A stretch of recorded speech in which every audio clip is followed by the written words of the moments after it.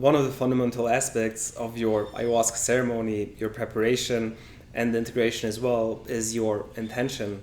Why do you want to drink ayahuasca? So there are many different examples for an intention.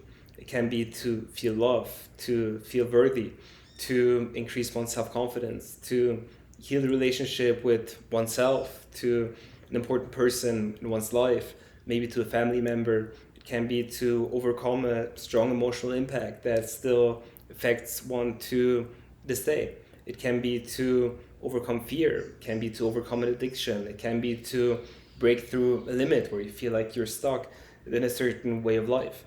And then there's also like not just to deal with the bad stuff, but it's also to grow, to express yourself, to gain your clarity for your life, to connect with your own spirituality. There's many different reasons why somebody would want to drink ayahuasca. And another reason for wanting to drink ayahuasca, it can be what the shamans refer to as the call for ayahuasca, where you cannot even consciously really say like, hey, this is why I want to drink ayahuasca, but it's just keeps coming up for you, and you're just like, okay, this is something that I want to connect with. Maybe it's coming up in your dreams, maybe through more and more conversations, and you just like feel there's some parts of you that is really drawn to ayahuasca. And in that case, it's also good to follow that call for ayahuasca, what the shamans refer this to. And generally, I would say there's two different types of intention. One is a very specific intention, and the other one is more of a broad intention. So the specific intention could be, I want to heal the relationship with my dad, whereas the broad intention would be, I want to heal. And at different times, different intentions are the right things. So when there's so many different things going on in your life where you're just like, yeah, I need to improve on this, on that, or whatever, and I don't even know how to structure or organize that, or what has like higher priority, lower priority, where you just like are overwhelmed with that situation. It's good to have a broader intention, to just trust in the path of ayahuasca, that it's going to show you what you need to see, and go with that broad intention. And then there's the specific intentions, which I think is especially helpful when you've been drinking ayahuasca for a couple of times, you know it, some nuances, and because then you can really hone into one area of your life which you feel like is not in alignment, and dive deeper of like, okay, where is this coming from? How is it showing up in my life?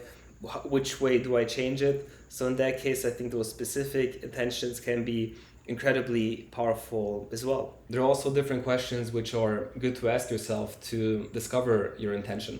And the first one is, what is the wish of your soul? And I like that a lot, because with ayahuasca, it's less about your head thing, like, hey, I should improve on this in this area, but what is the wish of your soul? What is the wish of your heart that you want to explore more? What unresolved issues are you carrying with you? What keeps you up at night? Who or what triggers you?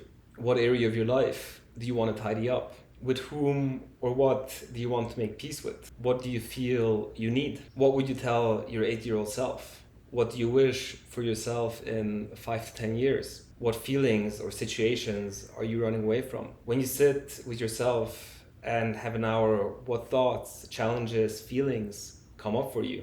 How do you want to show up in this world, in your romantic relationship, in your work, with your friends? And what stops you from showing up in that way? And I think also in the time leading up to the ceremony, one of the most powerful things you can do is to leave out your coping mechanism. Leave out the things that you do when you are lazy, bored, frustrated, angry, whether it's scrolling on Instagram, eating sugar, whatever it is, you know it for yourself, because then you are forced to sit with that uncomfortability, and more clarity will come for you on what are really the issues in your life that you should be facing.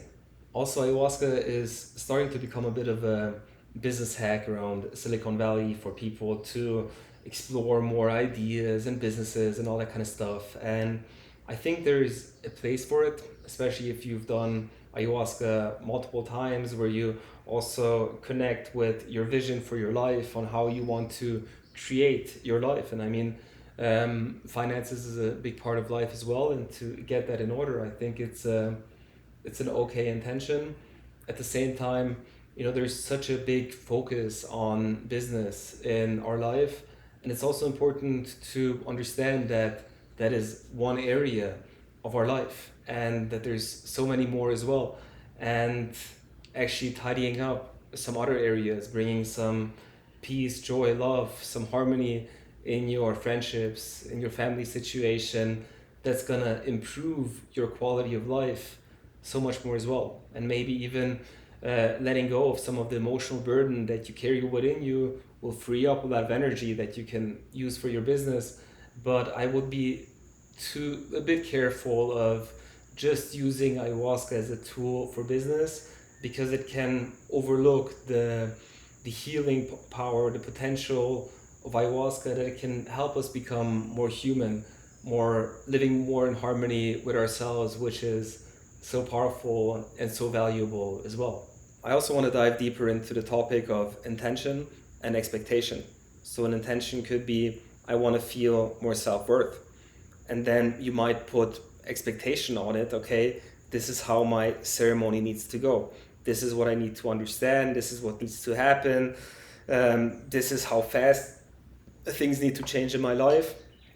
And in that way, you are creating that little box. And only when the experience goes in the way that you create that box, only then it is a good experience. And I would recommend you to have a strong intention, but to leave out as many expectations as possible, which of course also isn't easy, because there's a reason, there's some hope why you drink ayahuasca, there's hopes that come with it and all that kind of stuff.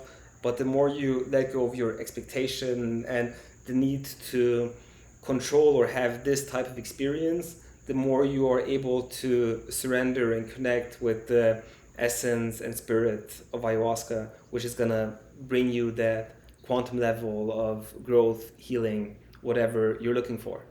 Also, be open to discover the root of your intention. And I can talk about a metaphor. Let's say you have shoulder pain and you think, okay, I need to fix my shoulder. But maybe your shoulder pain comes because your hips are not aligned, and your hips are not aligned because was an injury in your knee and you're not balancing yourself enough when you walk or whatever. And you think you have a problem with your shoulder, but in actuality, the problem is with your knee. And this is a metaphor, this is an example of how ayahuasca can take you somewhere else, but in the end, bring you closer to your intention. And I had it one of my earlier ceremonies as well, where I wanted to look into my self-confidence gap. And after that, I felt the unconditional love towards my mother and her unconditional love towards me. It was a beautiful moment, and I felt like it healed so many different aspects inside of me. And if I looked at traditional self-help, which I did, it tells you to practice a skill a lot, or to do these self-confidence challenges and all that kind of stuff. And it helps, but to a degree. And I noticed that I was developing a situational self-confidence, but when it then came to something else, I didn't feel that confident core within me. And after that ceremony, I haven't watched one video on how to be more self-confident, on how to be more authentic. And I think that's a beautiful example, because ayahuasca was able to show me what I needed and also help me make that shift. Because with my conscious mind, I would have never been able to know that this is what I really need for my growth. And even if I would have, then okay, now feel it. It's like different to knowing it with your head than feeling it with your heart. And ayahuasca can really deliver that impact, that emotional change as well. Also, be open for things to go in a different direction. Sometimes you feel like, okay, this is what I need. This is what I need to improve on to take the next step in my life. And we are so sure about it. And then ayahuasca says like, wait, but look over there. You haven't checked that out for such a long time. This is something that you've been neglecting. And this is actually a reason or this is what you need to focus on for your next step as well. So be open for it to take you in a different direction. I also had a situation where I had a very clear intention for 3 ceremonies in a row, and it didn't get me where I wanted to go. and I was getting frustrated. But at the end, I received a message from ayahuasca like, hey, whenever that chapter is ready to open up, it will open up, but don't force it. And in a way, I wasn't ready to open that chapter at that time, and trust the magic, wisdom, intelligence of ayahuasca as well in the process. And then it's also important to know what is a bad intention for ayahuasca. And I think the very core of it, we need to understand it's not a recreational experience. It's not a DMT infused drug trip or whatever. It's not there for you to see some nice, colorful patterns or geometrical things, or to be in a trance and to just like, take a break from life. That's not what ayahuasca is. It's don't do it for recreational purpose. Don't do it for wanting to see some beautiful things or to shoot yourself up into the moon, all that kind of stuff. That's not recommended. Personally, I think one of the best intentions and best way to approach ayahuasca is to have that deep level of humility, respect, knowing that it's medicine, knowing that there is something in you which is unaligned, looking for help, looking for guidance, and in that humble state of attitude, connecting with the essence, with the consciousness of ayahuasca.